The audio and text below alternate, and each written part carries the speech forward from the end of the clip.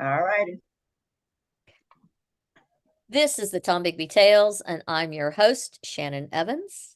I write about a small town in Northeast Mississippi called Columbus along the Tombigbee River, and sometimes I branch out across the state like I am today. And we're speaking with LaWanda Dickens of the Magnolia Literacy Project and many other wonderful things. Welcome so much. Would you please introduce yourself better than I did? Hi, Shannon. Thank you so much for inviting me to come on. I'm looking forward to talking to you and to ongoing work with you. Well, this is And my honor. I'm just so pleased that we finally got to do this. I'm excited about your work, and I'm a big fan. likewise. All right. So I want to talk about the work that I'm doing as founder and executive director of the Magnolia Literacy Project. And it's a 501c3 nonprofit organization based in Flowood, but we serve young people all over the state. We promote literacy as social practice while also embracing multimodality. So sorry about that. Engaging youth in literacy as social practice is crucial to not only their self-awareness, but also their understanding of the world and how they see themselves. For decades, researchers and educators have been talking about literacy as a social practice that focuses on how people use literacy in their everyday lives.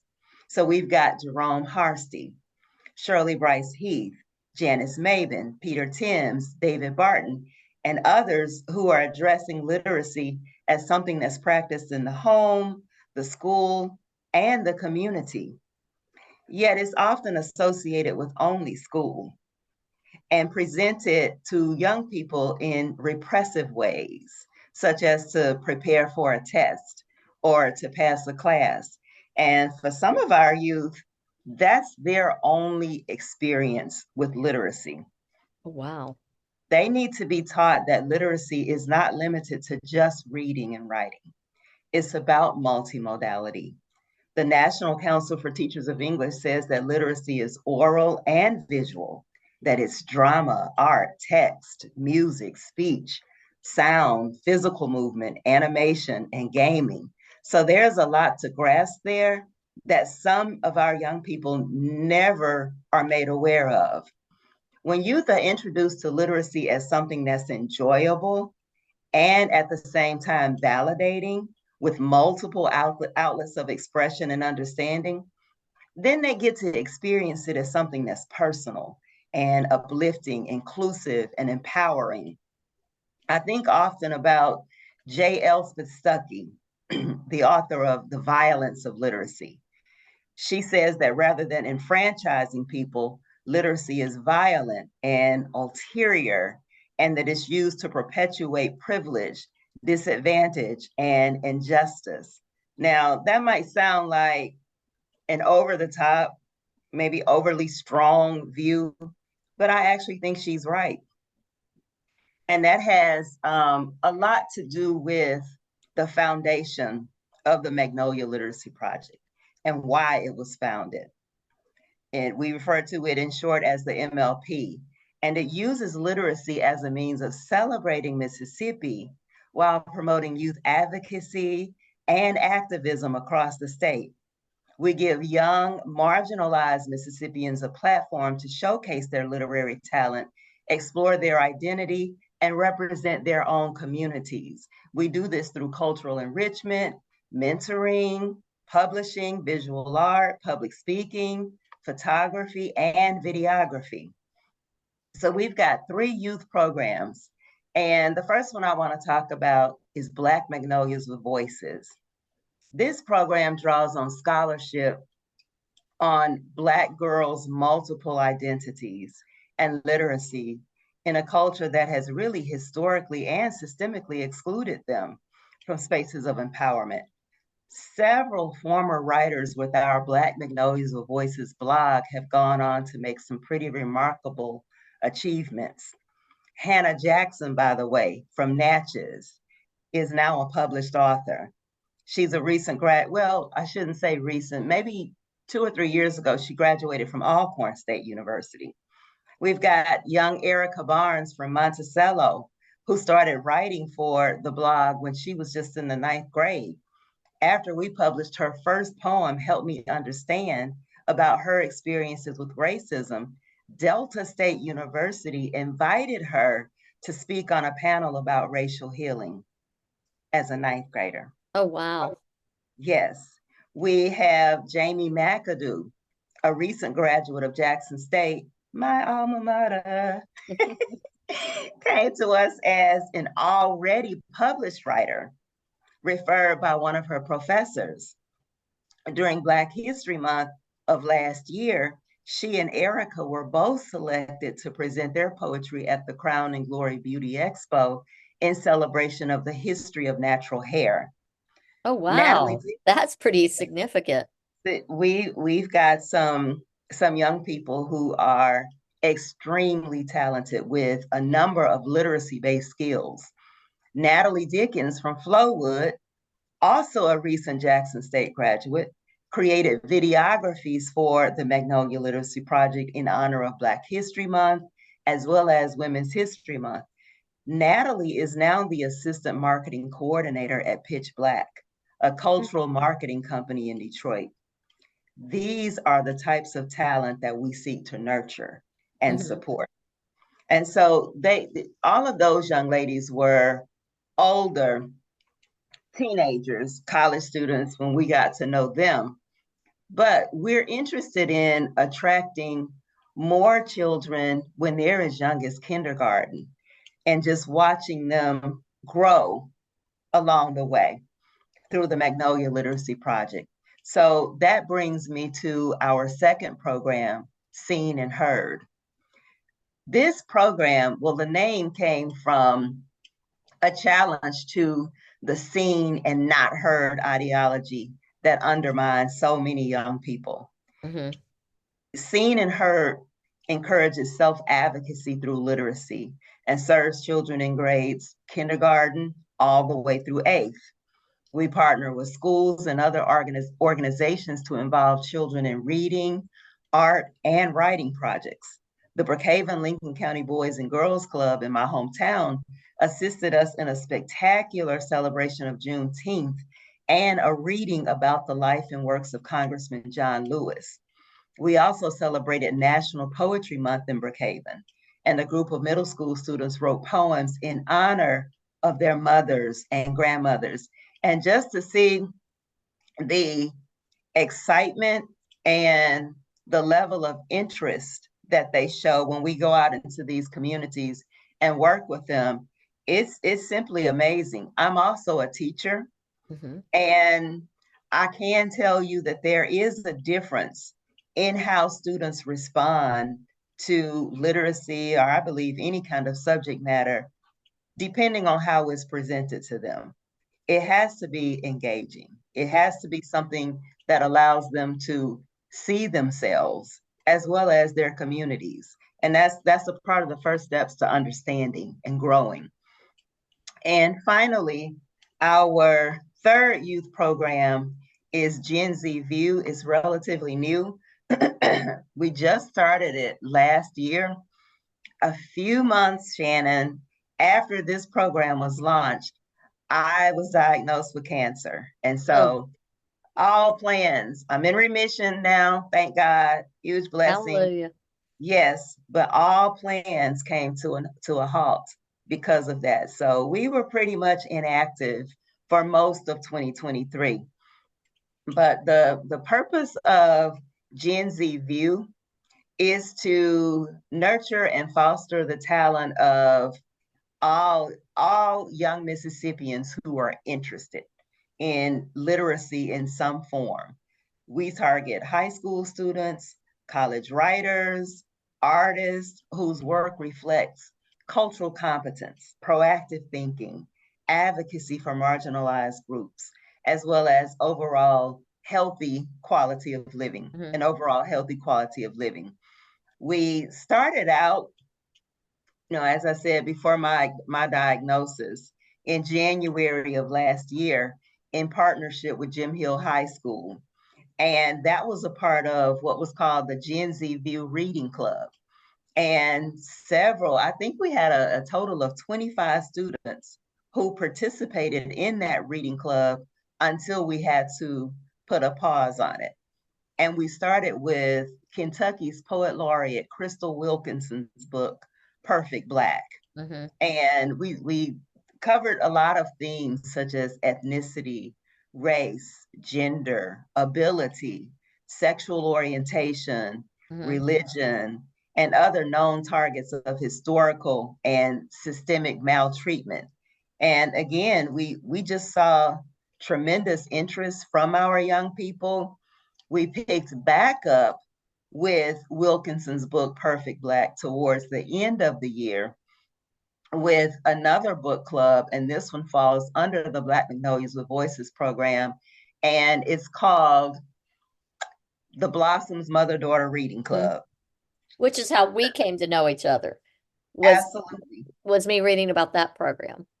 Yes, so that's brand new. And the concept there is, so we refer to the girls as blossoms. We refer to their mothers as magnolias. And it is just the sweetest thing in our gatherings when the girls talk about their moms. None of them say my mom or my mother. They say my blossom. Oh, If they have to communicate with me through our group chat, hey, Miss Dickens, my Magnolia and I are running a little bit late, but we're on our way. And then at the same time, the moms don't say my daughter, my child. They say my blossom. And so I really like that they feel connected in that way. The vibe is just something spectacular.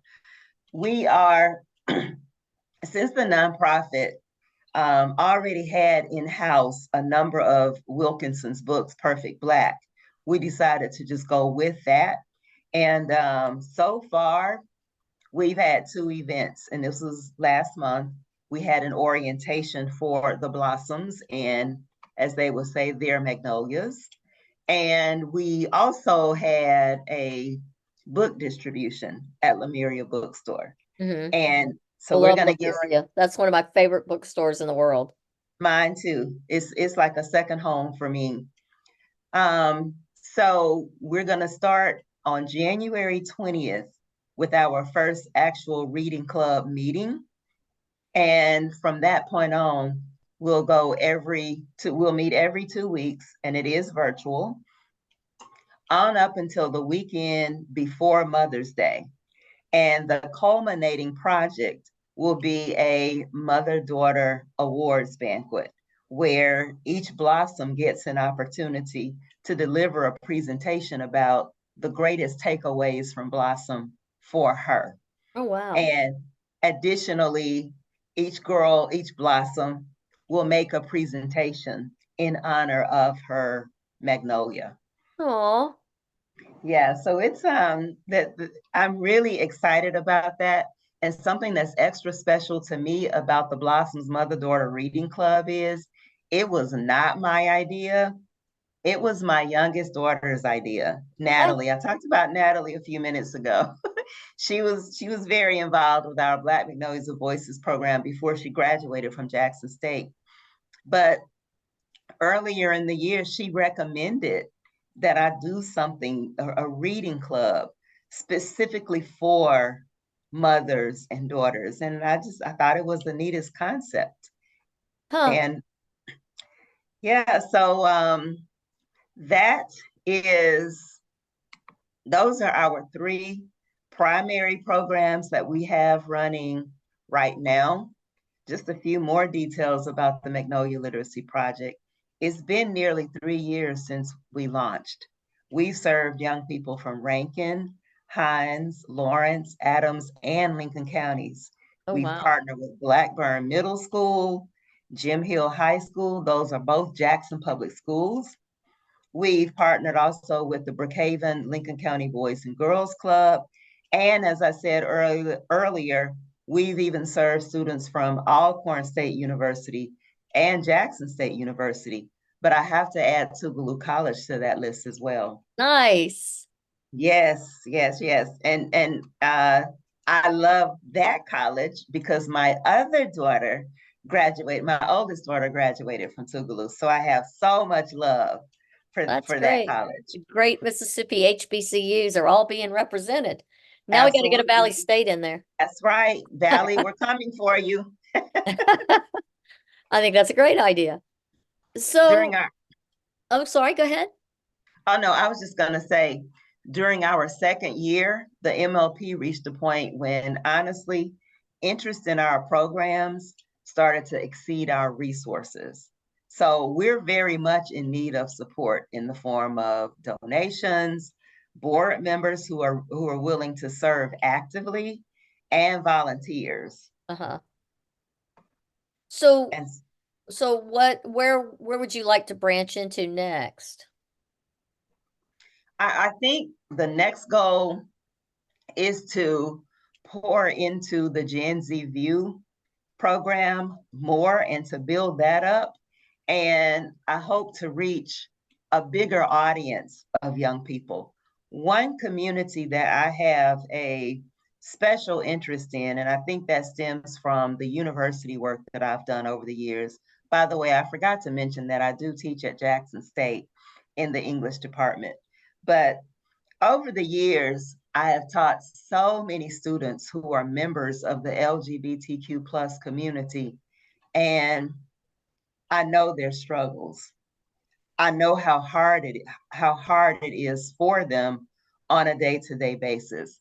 And I think the um, the most concerning situation for me was to move back home to my home, Brookhaven, from Detroit, Michigan, and experience young members of the LGBTQ plus community in the Bible Belt.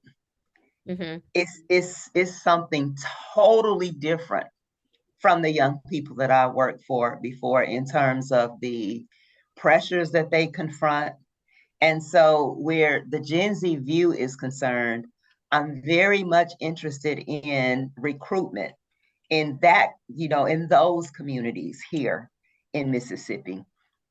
I also foresee under that same program a summer internship, a summer paid internship, Oh, wow. where, yes, where we prepare young people for literacy-based fields. And so that's for now, I'm still trying to recover and get reacclimated again to life post-cancer. Mhm. And so for now, the immediate plan is just to focus on the Blossoms Mother-Daughter Reading Club, as well as another reading club that we have, which I didn't mention a few moments ago, but a financial literacy reading club for youth in grades kindergarten through 8th grade. But long term, it's that internship and it's appealing to a broader base of young people. Mm-hmm. So you said you're a 501c3. Yes, Okay, so you can apply for all kinds of grants now. yes, absolutely. Nice. So, Speaking of which, we're also in need of a grant writer. okay. That's so many people are. Yes, yes, yes. Yeah, that's a tightrope to walk right there. But It is. so do you have corporate partners? Do you have sponsorships? We have, so the Bank of Brookhaven is a sponsor. We really don't have to worry too much about the programs that we do in Brookhaven because not only do we get support from Bank of Brookhaven, the Brookhaven, Lincoln County / Franklin County Library is also generous in terms of giving us meeting space. Uh-huh. There's also a store in Brookhaven called Angel's Attic. They've been very supportive of us Oh, in the wow. past. Yes. So, but that's just one area of the state. Interestingly, I think we've done most of our work here in Jackson. Mhm. And believe it or not, the Jackson area is where we've had the most problems with getting support for the youth that we're assisting here. Really? So, You would think yeah, with the large population there that that would be different.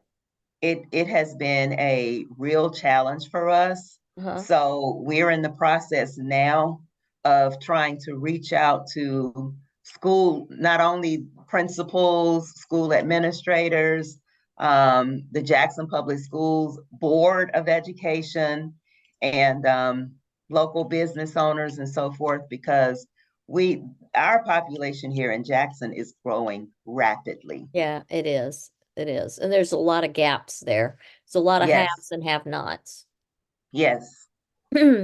What do you think is the pushback? Is it that they don't have the funding or they're trying to figure out how to fit as much as they can in the school day they already have and they're already overtasked or I think that that may be a part of it, but another issue too is the Magnolia Literacy Project right now, Shannon, is operating within my capabilities.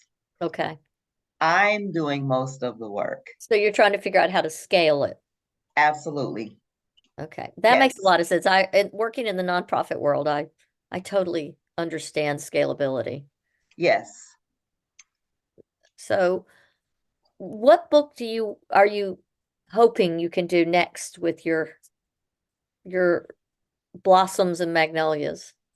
So starting in the fall of this year, we're going to be reading Name Change.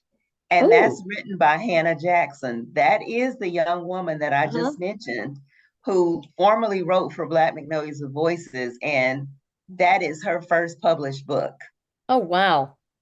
So that's on our radar next. Very cool. And there's a subtitle, I believe it's Name Change, The Journey to Becoming Me. Oh, wow. Where is that book available? Do you know? Do you know who the publisher is? I know it's self-published, and I know that Oh, you can get it on Amazon. okay. And she writes a lot about her experiences as a Christian, the many nuances there. Hmm. Um, she writes a lot about family, how her mother influenced her, Hmm. how her grandmother influenced her. In so many ways, some of her themes reminds me of what we're looking at in Crystal Wilkinson's Perfect Black, Uh-huh. especially Black rural girlhood. Hmm. And her tone is primarily inspirational and optimistic. I think it's just brilliant the way she's able to address some of the darkest subjects, but in Hmm. the lightest way. Very interesting. So, if you dream big, what's your dream for your organization? To have a chapter in every single state in the United States. Oh, wow. Yes, but prior to that, just being more active across the state of Mississippi. You know, we want to branch out to serve every county at Mhm. some point. Well, I think it's so important the work you're doing. Um, so do you help? Do you have do you have an organization within your organization that helps students publish work themselves beyond the blog or? No, right now the blog is all that we have. Mhm. And that Shannon, by the way, is also another goal. Is because we're publishing on our blog shorter pieces, short Mhm. stories, essays, poems, and so forth. But I would like to get to a point where we have publishing opportunities Mhm. for them for larger projects of theirs. Mhm. Well, I lived in Seattle and I had a friend, Frankie Rowe, and she got a grant through I think it was the Seattle Gang Coalition. Mm. and we ended up doing it as credit recovery for these kids. So they were, for whatever reason, they had missed school. A couple of girls that were in there were not gang members. Some of them were family members of gang members. But I think we had a dozen kids and they got paid. They actually got a stipend to come to class. Wasn't a lot, but it was enough. It was enough for them to pay a cell phone bill or something like that. Um, I think it was a couple $100 a month. And at the end, we had professionals who came in. I was there to help them write their stories as an educator and a writer and all that. And Frankie managed the program and she was really good. She was a natural teacher too. And we used a youth center in the community. It was in a gym. And so they wrote their books and I mean they weren't huge. I mean a couple of them were like 100 pages. One young lady put a collection of her poetry and her short stories. Another young lady essentially told her story, but in fiction form. And she was African American and Asian, and she something in the title was the Blasian girl. She Oh, I love it. and so, and all these kids, I had two young girls who were Eritrean, and they wrote about what it was like to be Muslim women in Seattle and in high school and teens, which made it difficult. That's why a lot of times they weren't at school, between the Mhm. pull at home of Yes. family Yep. and then living in communities where gangs were prevalent and how um, traditional American young men viewed them and treated them and then how they morphed their neighborhood by just they wouldn't go anywhere without a male member of their family because for their own safety and how that changed the respect in their community. And it was really a very interesting publishing journey. But we had professionals came in there. I had a lady who did Yeah. book covers and she donated her time and she came in and worked with the kids. She taught them what goes on it. She taught them the parts. They wrote it. We helped them massage it, fix the English. And then I mean, I tell you what, I did more documentation for schools for credit recovery than I did coaching some days, but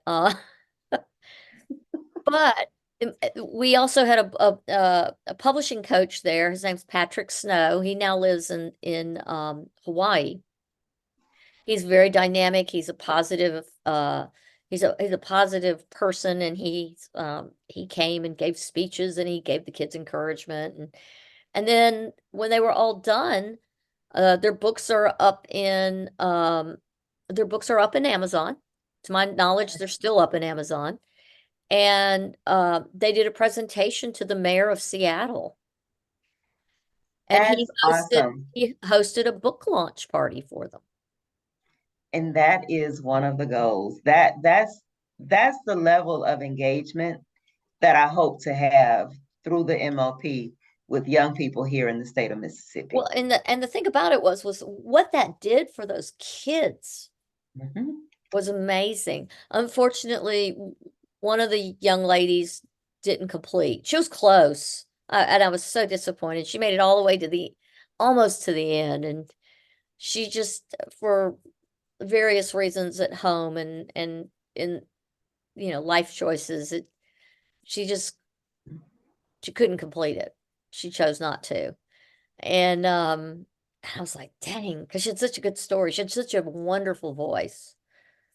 But to have 11 out of 12, I think it was 11 out of 12. It was a significant, to me, that was such a significant piece. That it is very To much have, so. yeah, to have more than 90% complete was just, and I think there are more kids out there like that. I've always thought that there Of should be more course. opportunities like that. Of course. And I there's something about every single young person that I work with in this program that reminds me of myself. Oh, wow. when I was a young Mississippian.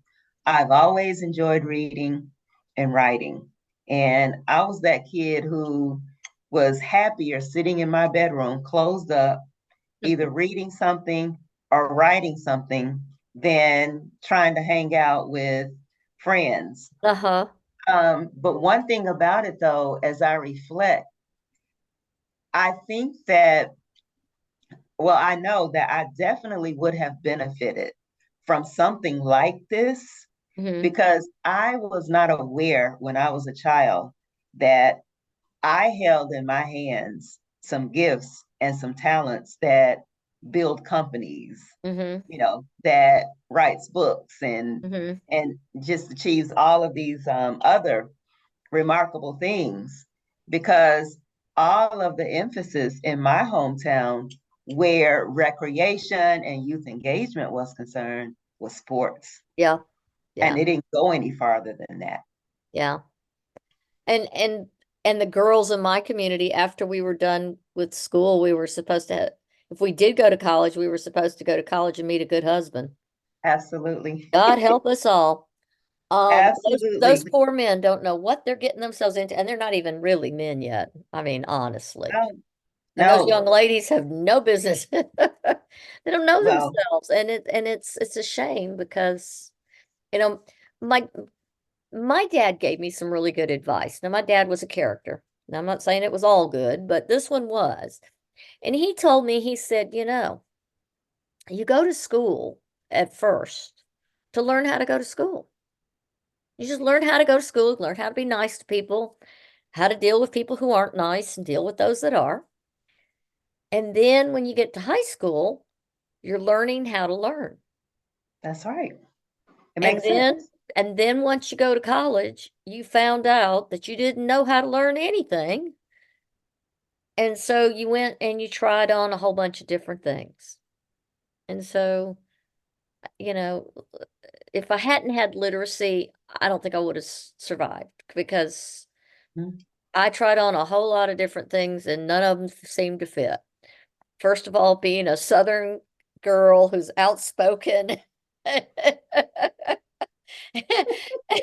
has a temper and, I know uh, how the story goes. I suffer no fools and I have a redheaded daughter who's even fierier than I am. But, And I love it. uh, uh, you know, eh, I had some really good mentors along the way, but only by the grace of God. Because if I hadn't had them, I don't know what would have happened, or what would have become of me, because I would have been lost. And I think there are a lot of bright children whose parents are like mine and don't really know what to do with you Yeah, when you're bright and you're energetic and you have a temper and absolutely. you're curious, and because that's such the antithesis of our culture, especially for young ladies. Yes. And so how do we create more opportunities like you have for mothers to engage with their daughters in a safe space, for opportunities for more people who can come in and be examples or role models or mentors? How do we create that? I think it all starts with community, coming together and seeing everybody's needs, and not only that, seeing what everybody can bring to the table. So it's very much it's a village type thing, Mhm. I believe. Well, in today's world where so many parents are either working multiple jobs or so self-absorbed, how do we rebuild community? I think a lot of in when I was growing up, community was huge. Mhm. If I went to the store and let's say I picked up something I shouldn't and put it in my pocket, my mama would have gotten a phone call before I even got home, and she would have marched Mhm. my butt back up there, made me turn it, give it back or go get money out of my piggy bank and go pay it myself. We How do we rebuild community? So Having lived other places and coming back here, in Mississippi, we just need more investments in young people, period, beyond the church. Mm-hmm. And we need more programs. It's as simple as that. I honestly don't see much of a change. Now, this is when I go to my hometown, Mm-hmm. in what's available to young people now than what it was when I was there. Mm-hmm. Sports is still it. Mm-hmm. Agreed. And anything outside of that, it doesn't exist. Mm. Not Well, in my hometown. wow. Well, and I think that's true across the country, unfortunately. I will say, I mean, I live in a small town that has a small college in the town. Mhm. We have Mississippi University for Women, Yes. and I mean, we now have community music, we have community theater.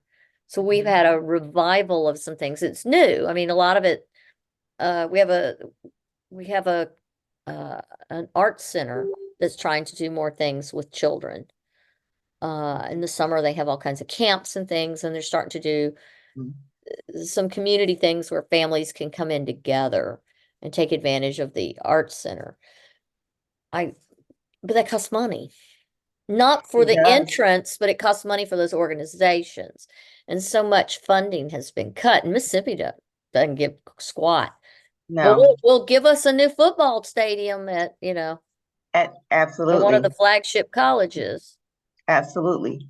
I know when I lived in Tallahassee, Florida, as well as Detroit, I worked in both places as an assistant program coordinator over youth employment programs. Hmm. And so, but for and I think the one in Tallahassee served almost 500 youth Hmm. every year. The one in Detroit, I don't even, we were into the thousands the Oh, last wow. summer that I worked with them. But going back to that village concept, it wasn't just any one entity pouring into that. You had the mayor of the city of Detroit. You had pastors all across the city of Detroit, nonprofit organizations, individuals in the community, Hmm. businesses, foundations. Hmm. There were so many different groups pulling together to make those opportunities possible. Hmm. And it was more than just a job. There was a career readiness piece, a workshop readiness piece. Oh, They wow. were actually going into a class, seminar style, on Fridays, talking about workplace readiness, career readiness, and there was even some college readiness focus factored in. They So it sounds like it's not all the programs that could exist, there are models out there. It's not the kids absolutely who need resilience, it's the adults in the communities who need resilience. yes, So yes. essentially, the adults are failing the future. That's how I see it. That's a big part of it. Wow. Well, that kind of feeds right into a lot of what I've been reading. I've had parents who when they were approached about their children being a part of different programs, reluctant to enroll them because they felt, especially for the younger kids, they felt like, oh, you just don't know how she is. You don't know how he is. They're out of control. They're not going to sit still for this. And they did just the opposite. Yeah. So the youth interest is there. Hmm. And it's up to us to make the opportunities available. Interesting. Well, I'd love to continue this conversation on into the future. Sure. Okay. Well, I appreciate your time, and I really look forward to learning more about your programs and seeing what happens in the future. Thank you. See Thank you. what's I'd love to next. come back on and talk to you. Oh, I thank you so much. I hope you will. And and I hope that we can continue talking about the Mississippi's future for our youth. And maybe pull in some more people, because I think it's a very important topic. I know my community Yes, struggles with it, and I think we can learn from other communities. And I mean, I think there's a piece to this.